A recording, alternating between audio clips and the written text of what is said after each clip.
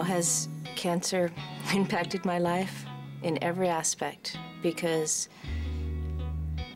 I think I had a choice to be here or not, to let this disease take me or not. And as a single mom, being young, the biggest piece for me was it wasn't going to get me. It wasn't going to conquer me. On a day-to-day basis, for quality of life, how you feel every step of this long path, your attitude does make a difference. And if you have a choice in attitude, I say choose a good one. Attitude plays a huge part in healing.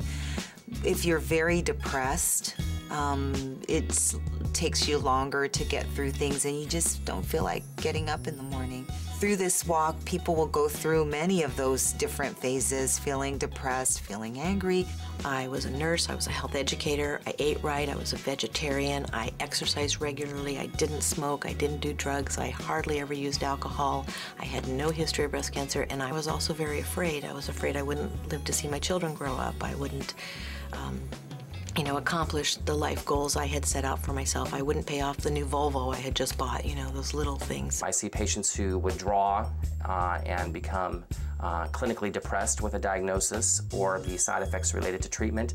I see other patients who compartmentalize the diagnosis and don't necessarily allow the emotions and stressors of the situation come to the surface, and then you see everything in between. Some days you could be bummed out or depressed, other days you might be one day at a time, let's live in the moment. The truth is it's a tightrope. Living one day at a time is actually very irresponsible, because if you're going to still live a whole lifetime, you can't live one day at a time. Because if you lived one day, you would do everything you wanted to do. You'd eat bad, you'd lay in bed with bonbons, and you'd spend all your money on the home shopping network. And then there'd be tomorrow and you'd still be alive and you'd have all the bills to pay and you'd be fat. If you're more upbeat, it tends to show in your body, in the way you respond to treatments. Laughter is a great thing. Breast cancer isn't funny, but at times in our lives we have to laugh to get through things, and there's ways to find happiness in the midst of sadness. Humor can play a very important role. We had real special friends that were able to help us out and just come and add a little humor and a little love to her life, and that meant a great deal along the way. And I had a real hard time going out in public. And then one day a very dear friend of mine brought a hat over to my home, and it was this crazy little baseball cap that had the words "No Hair Day" written on the front. It had little stick figures of bald-headed people.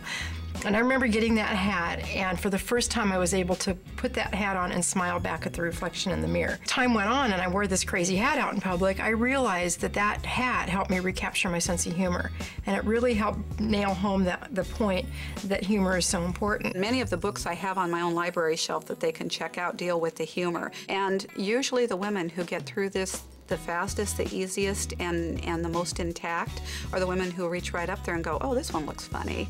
And that does end up meaning something for them. Keeping your sense of humor while you're going through a breast cancer diagnosis, as we've talked about, is very important. I have a good attitude about what I'm going through, and I'm going to survive this. The one thing I do try to do every day, though, be grateful for simple things.